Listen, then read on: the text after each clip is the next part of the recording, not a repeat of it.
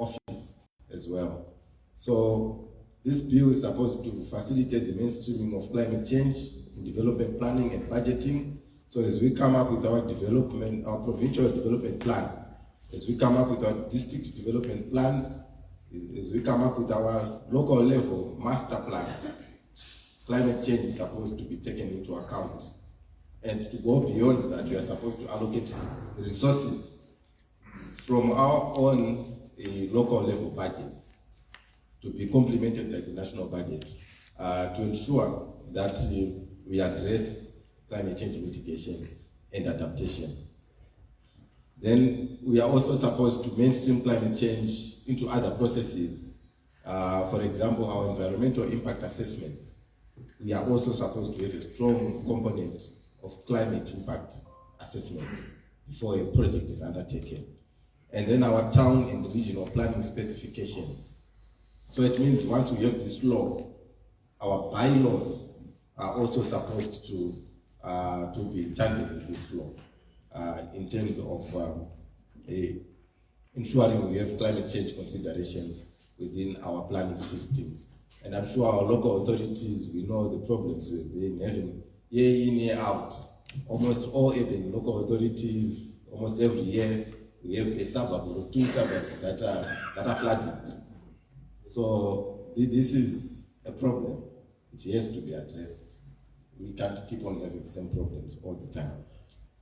Principle number 3 looks at the measurement, reporting, and verification of climate-related information and data for the purposes of the country meeting its obligations in terms of having its own national greenhouse gas inventory and national ozone inventory.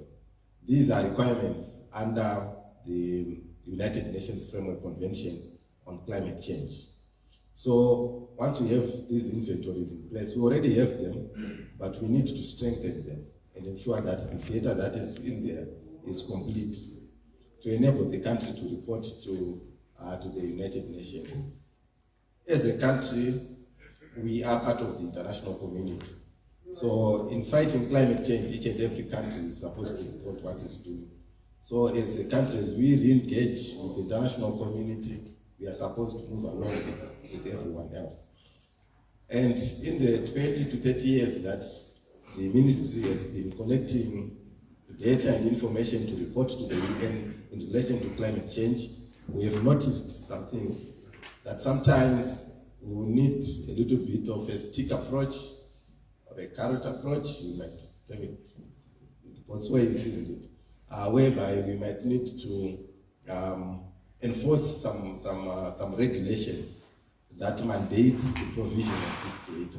So this bill will also seek to ensure that each and every entity that is supposed to provide this data provides it, and if it's not provided, then a certain penalty for non-compliance might actually be imposed.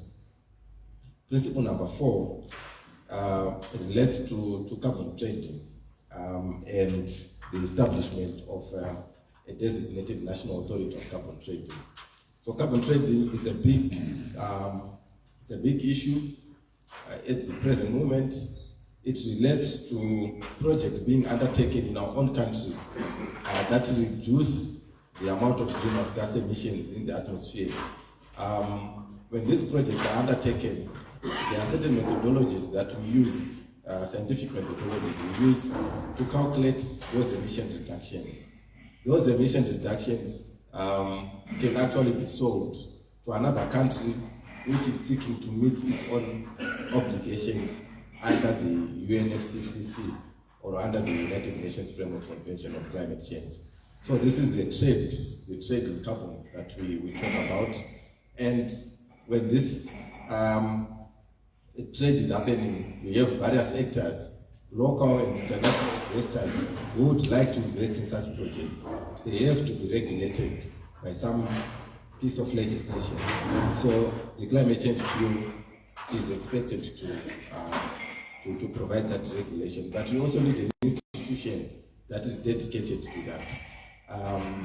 So the institution which is being proposed here is the designated National Authority on Carbon Trading, which will be responsible for the registration of these projects, compliance in terms of when these projects are being implemented, are they complying to the rules that are set internationally and also locally, monitoring and tracking of these carbon credits, where they are generated, where they are sold, and when they are sold outside, there are some benefits that come through.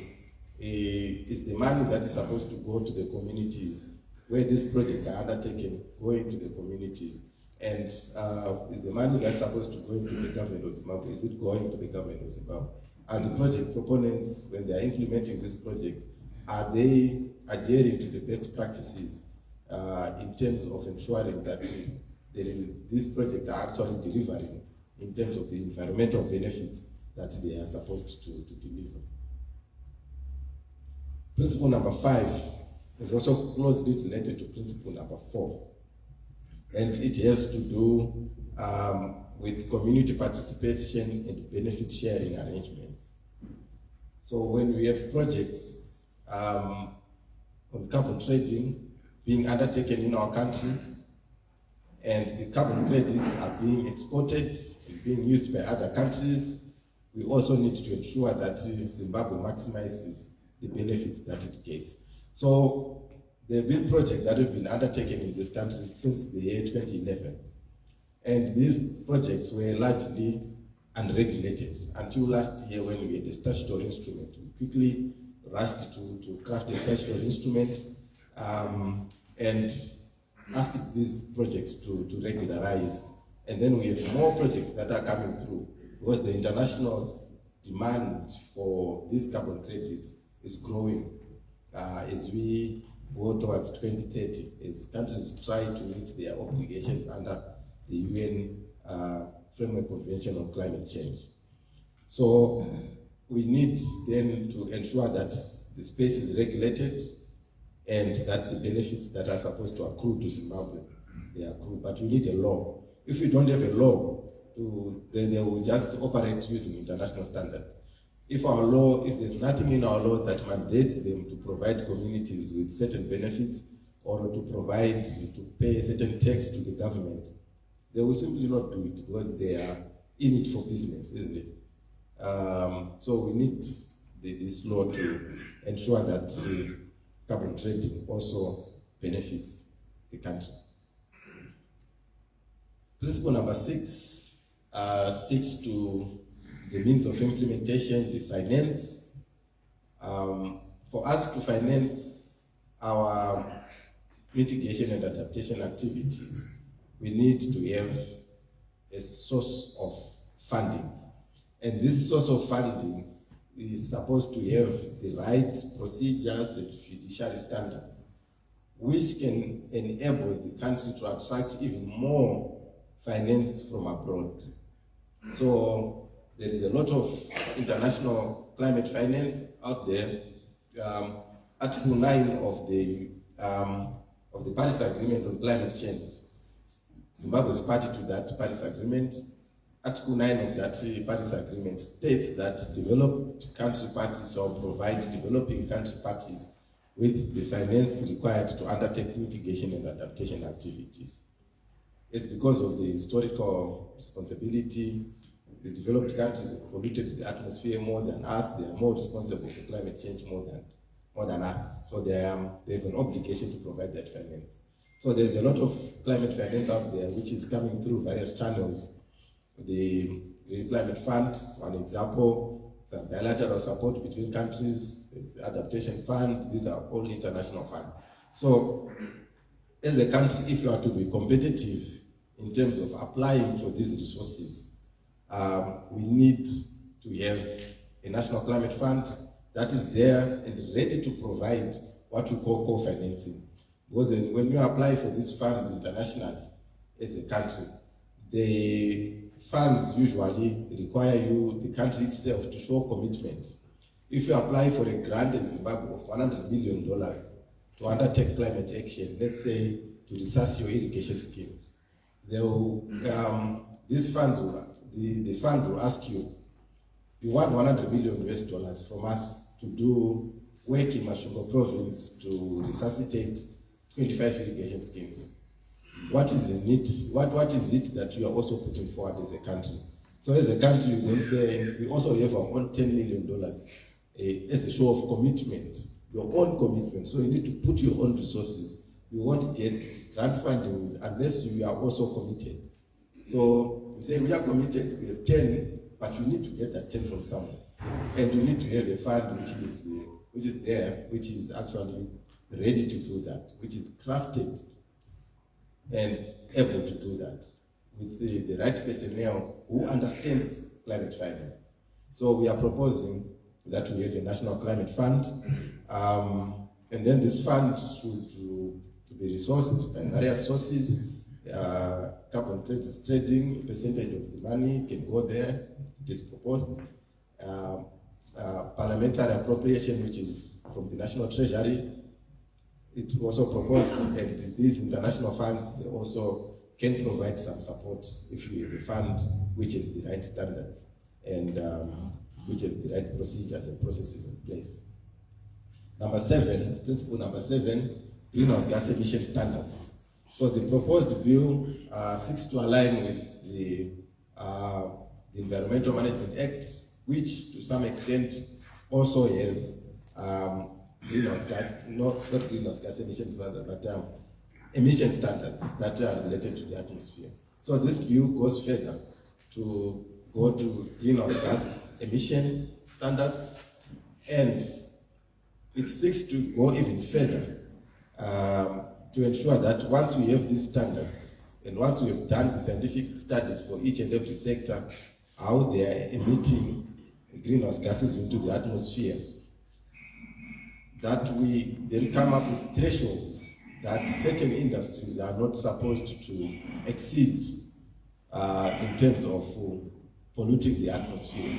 Once we have those standards, those thresholds in place, and studies have been done, then we can craft what we call an internal emissions trading system. But it has to start somewhere, and it has to be legislated before we actually go ahead and do this. This will assist us a lot, because if you have a local industry that exceeds certain standards in terms of polluting the atmosphere, they are then required to buy carbon credits, maybe generated by a community project. So, in essence, what we are saying is that those who are polluting the atmosphere beyond a certain limit, they should provide resources to those who are affected by the changing climate. Okay? So they are then forced to undertake a certain project that reduces those emissions, but at the same time benefits communities which are affected by what they are doing in terms of polluting the atmosphere. Principle number 8, which is from the consultations we have had so far, which is the most popular one. It has to do with gender mainstreaming.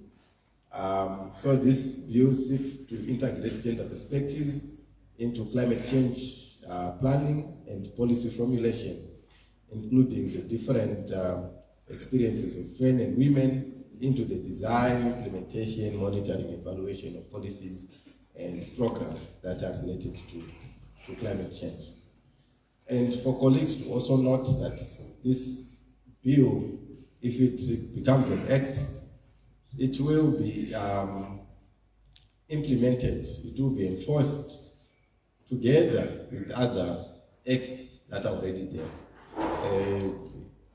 Each and every act that we have in this country is not alone, isn't it?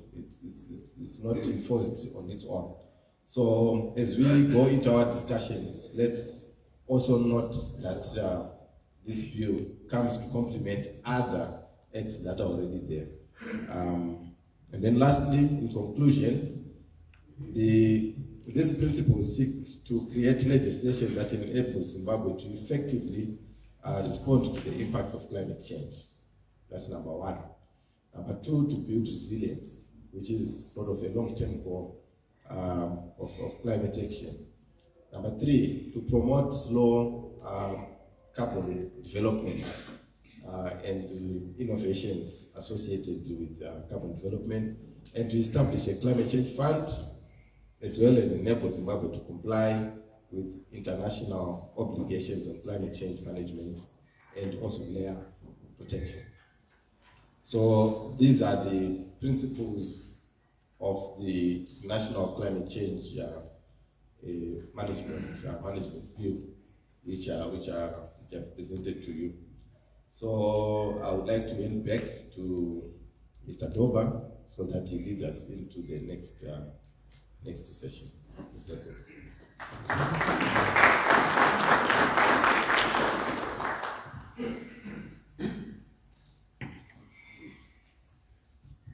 Thank you very much, Mr. Moati. Let's clap hands for him once again. And I think this one is for saving time. We've managed to save in excess of 10 minutes, so that then allows me, colleagues, to open up for a joint, quick discussion around the climate change story and how the bill is now coming in to plug the gap. Any quick reactions to the two presentations?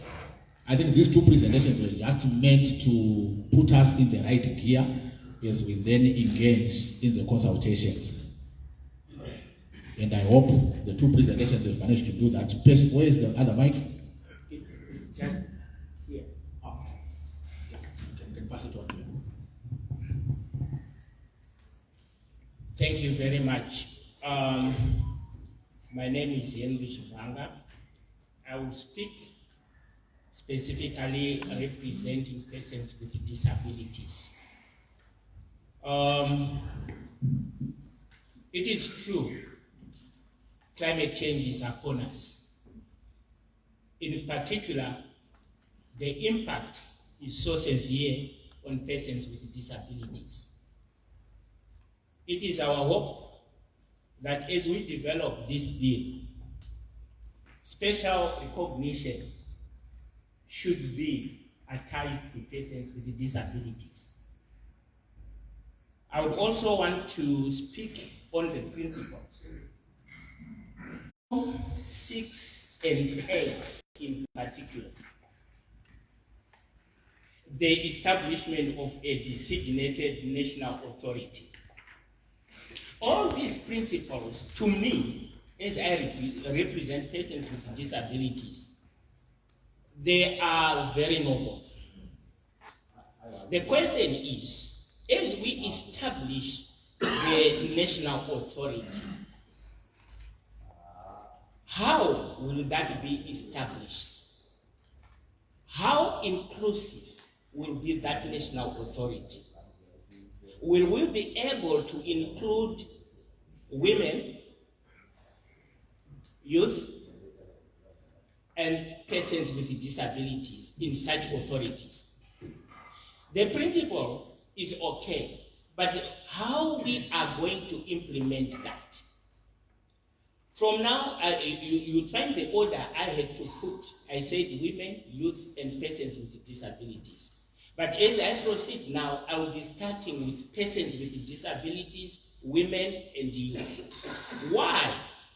It has been a trend within our nation that disability issues are taken to the periphery. They are taken on board as an afterthought. It is our wish that we have to mainstream disability issues in all our legislation so that we bring it to the fore, their rights, because disability issues are human rights issues. By the way, Disability Amalgamation Community Trust, we champion the rights of persons with disabilities. So the same comment would apply to principle number 6, when we have the National Climate Fund. How that, and I said the impact of climate change on persons with disability. Kudzai mentioned one aspect when he was presenting, when he mentioned the need for water, and would say, our wells are dry. The next borehole is 5 kilometers away. This person is using a wheelchair. How will that person get there to get water for his personal domestic use. So as we craft this, and as the fund is created, we have to look at how we can mitigate the effects of such people in our communities, because it's a reality. We have such people. So I will finish with principle number 8 on gender mainstreaming in climate change. I was going to suggest that I know gender mainstreaming is in terms of section 17 of our constitution, I think. If I'm not a lawyer, so excuse me when I mix up issues. But you find we have sections like 22 that speaks of persons with disabilities as we proceed to section 83, and in between the various sections where our constitution encourages or it urges every state institution to take on board issues of disability. I was going to suggest that we would say persons with disabilities, gender mainstreaming and gender mainstreaming in disability issues. Why I have chosen to put persons with disabilities first, so that you also give priority to them.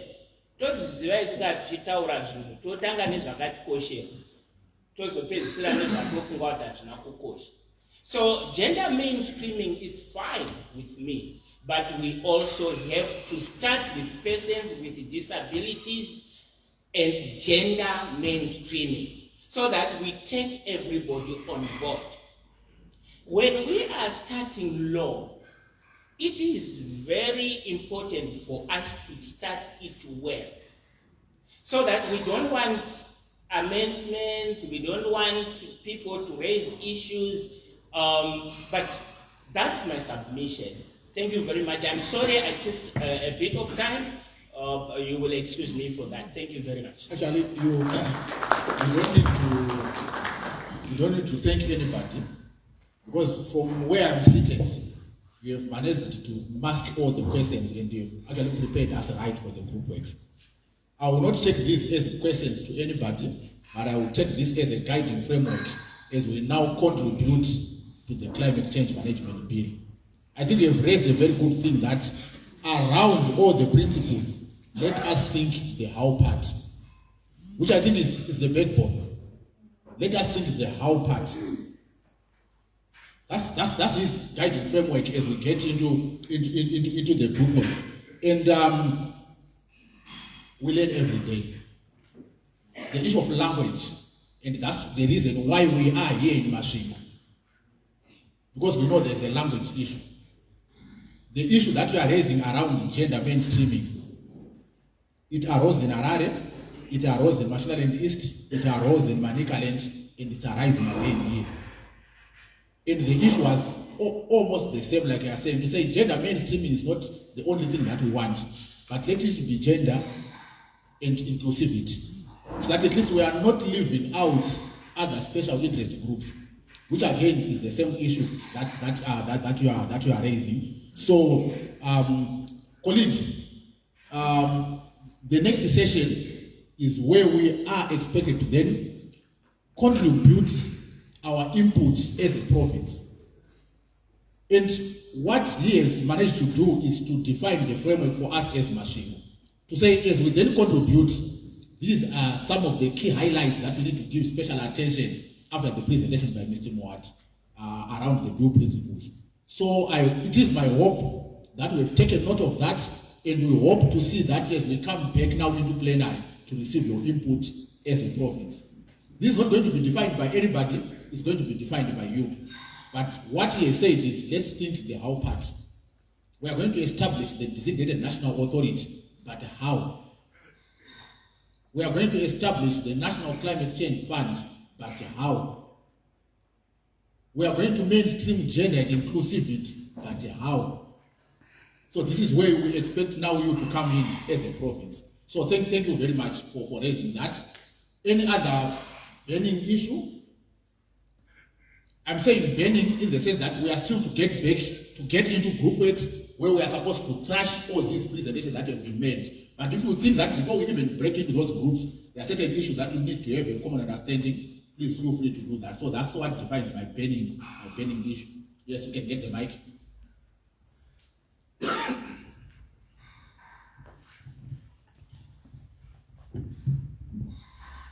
Thank you so much for clarifying that. My burning issue was just to comment on the bill and the principles that above everything else, I didn't see the part where there was more on education, as I believe that this ministry is the one that is responsible even for disseminating information. So I was hoping to see more of climate change education. It was more on the carbon credits, which is fine in the climate funding. But right now, everyone, the community that is mostly affected by climate change, they need to be educated. How is the bill or the ministry going to disseminate information on climate change to schools, primary schools? And when I'm talking education, I'm talking about sustainable education. When these floods happen, are we teaching our children how to make a raft? How do they survive? And I'm going to storm Maintika right now because of climate change. Say to adapt. So, people are taking like swimming lessons as luxury, but we should all learn how to swim so that we can survive these floods. So I was hoping that maybe in the group discussions, but we need more climate or sustainable climate education. Thank you so much. Thank you very much. I think it's very clear and straightforward. So the house is there in terms of mainstreaming of climate change. What is mainstreaming of climate change and where do we need to mainstream? That's when you are also going to be coming in. Okay, we have talked of the need for ensuring that climate change is mainstreamed in our education curriculum. And I think something that has already started happening. But I think we've gone beyond that and saying, let us make sure that this is sustainable education and not just education. Yes, yes. Okay, mine is just a point of clarification. There was a comment to the effect that you would provide for compensation of local communities that, or rather the carbon, where there is a carbon credit activity in an area, there's a way of mitigation of pollution in an area, and there are carbon credits generated in that process, the local community would benefit. But now I'm just trying to understand the rationale of it, of compensation to the local community, and yet the impact of pollution is could actually be regional and even global.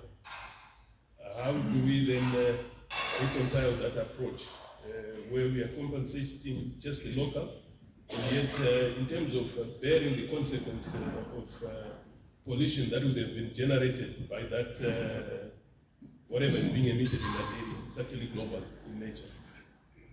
Maybe it's more a technical question. Yeah, it's actually a more technical question. It's not technical because it's affecting the communities. So it also needs to be understood at that level. So I think that's what then makes it a very relevant question for this conversation. I know Mr. Mwatu would want to tackle that. Any other question? If not, okay, so I'll also give Mr. Mwatu to tackle that one.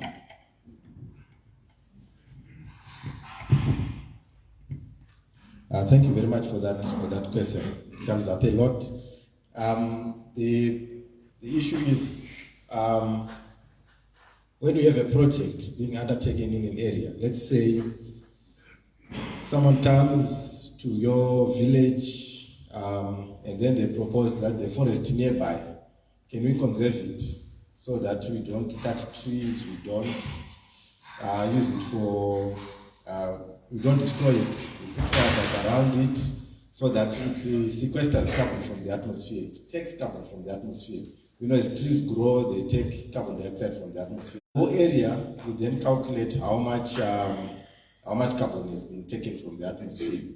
And that carbon that has been taken from the atmosphere, it can be, that difference can be sold to some other company which has exceeded its limit. It might be in Zimbabwe if you have our own. So you are supposed to be compensated as a community for taking care of that project. For that project to succeed, it means you have also agreed to it happening in your own area.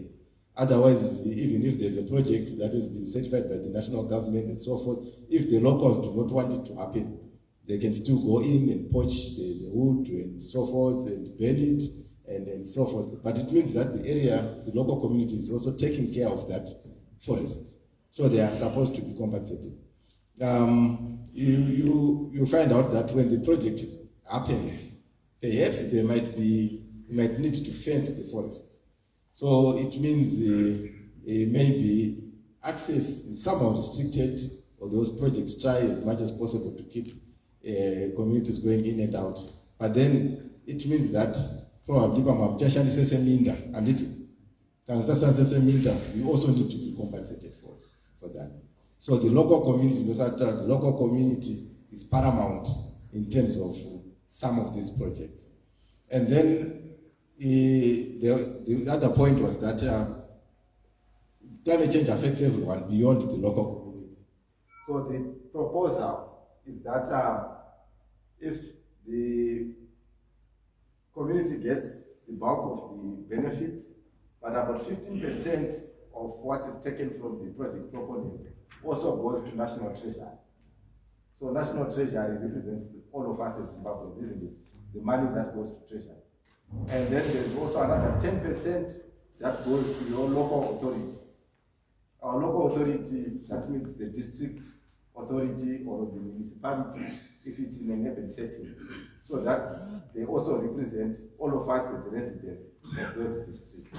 So that's how these resources are then distributed to everyone. So internationally, they will benefit by the reduction of the greenhouse gases that are being emitted into the atmosphere. So as a country or as a community, we will be providing the international community with what we call an ecosystem service. Okay. So as a community, we're supposed to benefit the most, then we go to the district level, and then 15% to the national level for the rest of the national budget. So just as a follow-up for clarity. Okay. Now, very clear in respect of a project that involves where you are sequestrating carbon through some vegetation kind of a setup. Yes. How about in an instance where you are actually reducing emissions by way of technology? Say, for example, it's a plant that is churning out greenhouse gases into the atmosphere, and introduce technology that caps this. Would you then, would that still apply? When this is done, for example, by an organized company that's production, that's into production, reduce pollution through technology, their own initiative, would you still get the community getting compensated in instances where there may not be any way in which they are being disadvantaged? The other thing that I didn't explain in my first explanation is that when your company is a private entity, that if it is done a project that reduces the pollution of the atmosphere, for it to get these carbon credits to be sold to the international community, so that or to another entity outside Zimbabwe, so that they can reduce, they can use it for their own compliance purposes. The other entity, Atenga, and it. What then happens is that we need to adjust our national greenhouse gas inventory. So as a country, we have an inventory which gases so it's a national database. It belongs to all of us. So as a country, it's also we say to the United Nations Framework Convention through our nationally determined contributions. But as a country, we are going to reduce our emissions by 40% per capita by the time we get to 2030. I hope you are following. Yeah. So, maybe as a company, if you reduce your emissions and then sell them to another country or another entity outside Zimbabwe, an adjustment to our national greenhouse gas inventory. It has to be adjusted. This emission reduction at company paying haisisiri yeZimbabwe. Emission reduction, whichever entity atenga and so the rest of Zimbabweans now, since this has been generated within Zimbabwe, it's a commodity yabuda Zimbabwe. So it's more like our minor gold in Zimbabwe right outside, and what mine as a private entity, but the government will still take royalties from you because it's a resource. So everyone else has to benefit from it. So you find out that 30% probably, or whatever percentage we are going to agree, has to be taken from Zvamatengesa to Treasury or to the National Climate Fund, so that it then benefits the rest of Zimbabwe, including through community projects. Even around your area. Thank you. Yeah, so that's the idea. Thank you. Yeah, thank you very much for that, Mr. Mwati. And in the interest of time, I will then close this session a bit to allow myself to open the next session, where we will then discuss all those issues in detail. I see we've already started taking our steps in terms of where we belong, where we think we can contribute effectively in terms of the bill principles. So, colleagues, ladies and gentlemen, it's unfortunate that as a country we're in energy poverty, it all goes down to climate change. We have to live with it, this and that. So now we want to start the work itself, which is the most important component of this engagement, to hear from you and ensure that whatever issues that we have, they are properly packaged and are able to influence the development process of the climate change bill. So if you then go back to our program, you will realize that we are now in a session where we want to break away into the various groups as defined by the principles that were presented to you. And I think one main reason why we need to contribute to this development process as a province is because environmental issues, including climate change, are human rights issues. I think if you get into our constitution, this is very clear. Our constitution is very clear in terms of environmental issues and also in terms of climate change issues. And that's the reason why we then need to make sure that we have a piece of legislation that is actually speaking to that. Just a second so that I complete the setup. Yeah. Okay, so if you get into our constitution, I hope you still remember the constitution. Do we? Yeah. Okay. So section 73 of the constitution accords each and every one of us, which means yourselves, myself, and people out there, rights to the environment. And it says this includes the right to an environment that is not harmful to our health. It's very clear, properly documented, and that was the constitution by all of us. And it also says each and every one of us should have the environment protected for the benefit of us today and us tomorrow and those that are going to come after us. So this is the main reason why we are moving with speed to ensure that we put this piece of legislation in place, because the state was actually mandated by the constitution to be able to take necessary action to ensure realization of this right. So we are just following how the constitution was developed. It was developed through a highly consultative process, so which basically means whatever piece of legislation are going to come as a response to that constitution also has to follow a highly consultative process. So this is how we are going to deliver on this right. We are going to follow a highly consultative process, which we are starting today in the province, and we hope is going to continue even beyond today's meeting. So in terms of the road that we are going to be following, we already have it defined. So it started with the blue principles that were presented to you. As the lead ministry, we developed the blue principles, presented the same to cabinet. We had those approved by cabinet. And their approval then triggered the development of the draft bill. From wherever we are coming, we've been trying as much as possible to avoid sharing that draft bill with the stakeholders. And the fear is, you know, the moment you get a draft document, we are supposed to align with that draft document. We are commenting what is already there, and you are not able to add in your actual thinking as a province. So we've been trying very hard, but of course, in certain provinces, we're putting a corner and saying, no, we need to see the draft bill. But we wanted you to think without the box.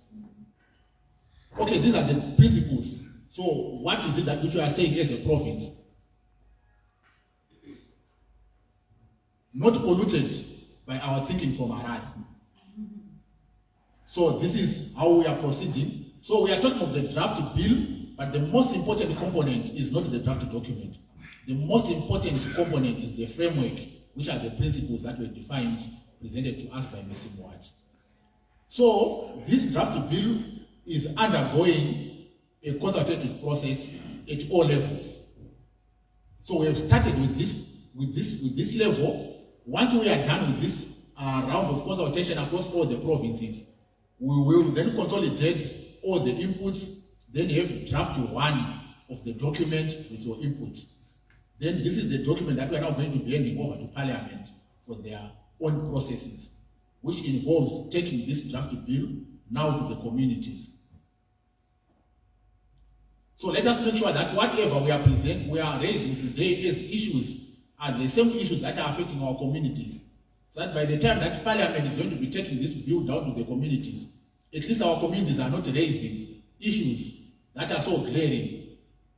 To such an extent that Parliament will start coming back to us and question us whether we indeed consulted those that are representing the communities.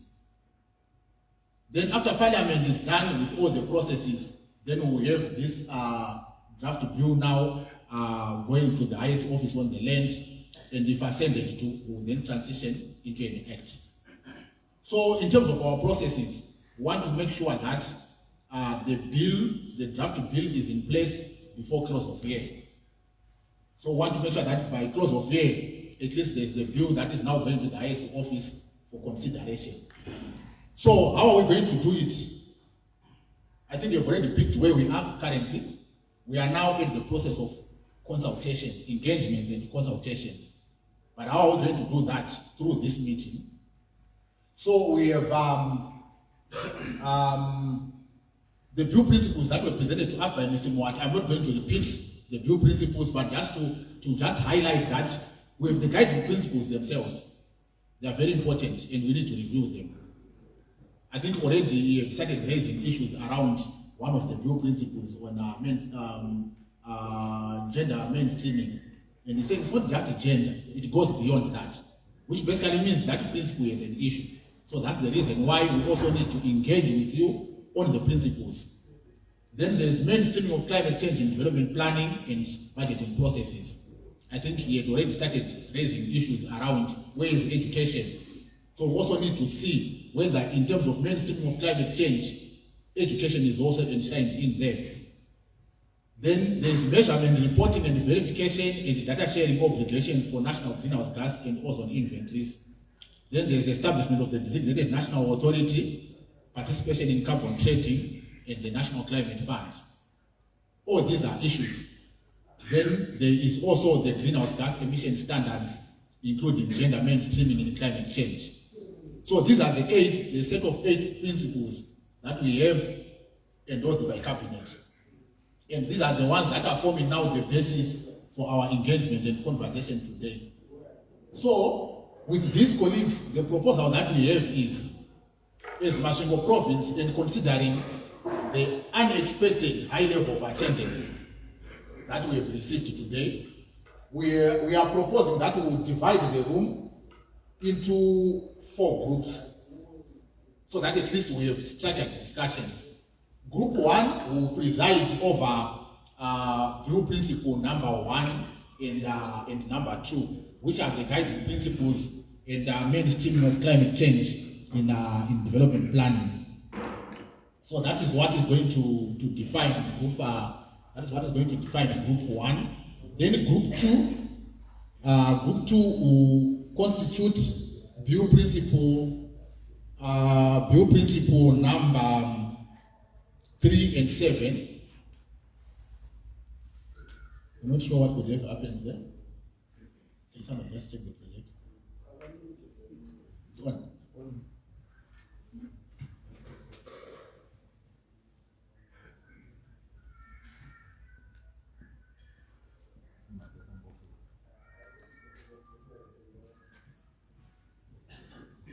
Okay, group 2 will preside over bill principle number 3 and 7, which is monitoring, reporting, and verification. Then also the greenhouse gas emission standards. Then group 3 will preside over bill principle number 4 and 5, which is the establishment of the designated national authority on carbon trading and also participation in carbon trading.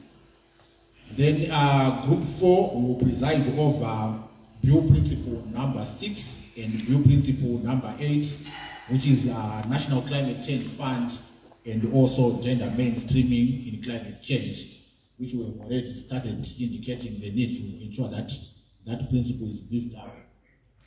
Okay, so these are the groups that we want to work with. And I think from the discussions, plenary discussions, I had already started seeing people picking certain corners. So what I'm also going to do is, I'm not going to be prescribing who goes where. But what I'm going to allow to happen is you go where you think you have strength and you're going to leverage a lot. But if you think that, yes, I'm in group 1 for bill principle number 1 and 2, but I have something to contribute in terms of bill principle number 4 and 5. Once you are done there, please feel free to then transition to the next bill principle. Okay? So those are the groups that we have, and in those groups, those are not questions for you to answer. Those are just guiding questions. So don't answer to those questions directly. That's just a guide. But in terms of how those questions are going to assist you, how those questions are going to facilitate your discussions, that's something else. We have only given you a vehicle. How you use the vehicle is up to you. So we are saying unpack the key strengths and weaknesses of the climate change management bill with special reference to the bill principle in question. So which basically means if you are in group 1, it's around bill principle number 1 and bill principle number 2.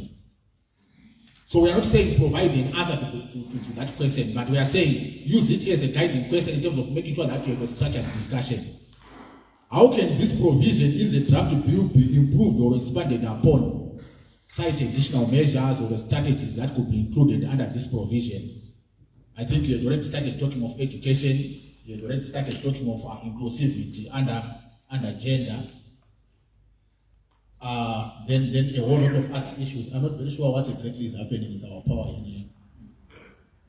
Then question number 3 is overall, do you think that the draft climate change management bill is comprehensive enough and effective in addressing the climate change challenge? If not, what are your key recommendations? So your key recommendations is what you want to see in the bill. So that's why I was saying don't answer those questions directly, but they are just a guiding framework for you to be able to engage in a meaningful and structured conversation.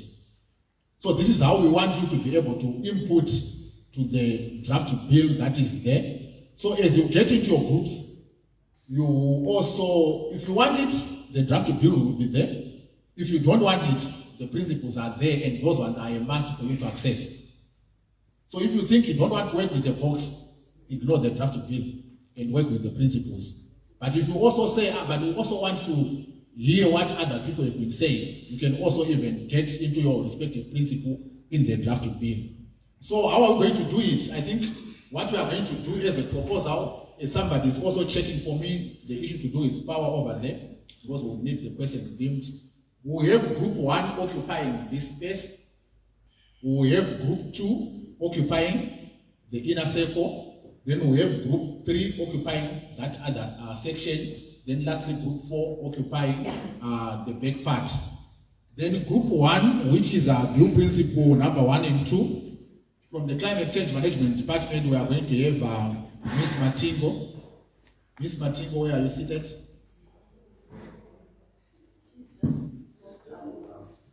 She has just gone out. Okay, so okay, I'll skip that for the meantime. Group 2 on principle 3 and 7. Is there somebody who is checking for me, Power? Mr. Moat, can you just check what's happening over there? Group 2, blue principle number 3 and 7. We are going to have Mr. Kuona. Mr. Kuona, where? Yeah, Mr. Kuona. Mr. Kuona is only there to walk you to where you are supposed to be seated, to ensure that you start. And I think the best way to start is to make sure that you choose who is going to facilitate your conversation and who's going to be doing the rapporteuring. Then after that, he steps away a bit. He's going to step aside. Then you start your consultation as a province. But where you think you need maybe some guidance, you can always call him back to say, okay, we have this issue, but we're not very sure of what exactly is the position. That's where you call him in. What I don't want him to do is to influence your nature of conversation as a province, because he has already contributed his part in terms of the current draft bill. Okay, so these people that I'm putting as group leaders, it's not to lead you, but it's just to take you to where you are supposed to be seated. Then group 3 on the establishment of the DNA and also the participation in carbon trading, there's going to be Mr. Moat. So we are going to where Mr. Moat is seated, because it's group 1, group 2, group 3. Then group 4, at the back, there is Miss Munashe Mkono-Eshuro. Munashe, where are you seated? Yes, Munashe. So, Ben Kwamuri Koko, you will be responsible for the National Climate Fund and gender mainstreaming in climate change. So this is how we are going to proceed. So, like what we are saying there, we have given you the water, but how we are going to access the water, that's something else. And we don't want to influence that. Okay, so let me just check my time. Exactly, this is 12 o'clock on the dot, because I wanted to give this session full 60 minutes for you to work on this. And we'll get an update whether we are done or we are not need additional time. So let's break into our respective groups. Like I indicated, the group leaders are just to take you to where you are supposed to be. Emily will take you to this. In the absence of Emily, I will take you group number 1 to this section. Group number 2, you will be taken to the inner circle.